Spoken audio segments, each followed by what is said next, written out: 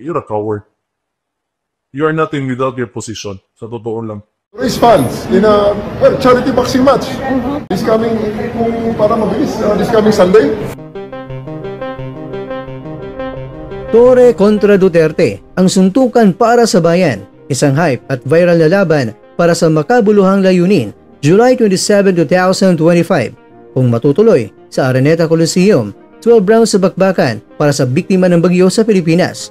Suntukan na may kabuluhan ang laban ng mga lider. Sa darating na July 27, 2025, muling mabubuhay ang Araneta Coliseum sa sigawan ng libu-libong Pilipino na sabik sa isang makasaysayang boxing match.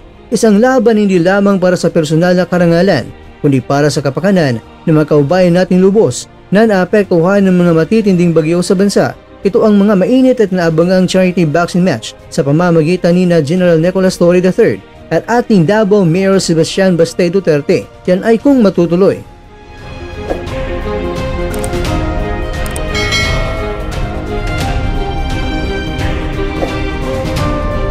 Isang hindi inaasang pagsasanib ng mundo ng politika, serbisyo publiko at sports.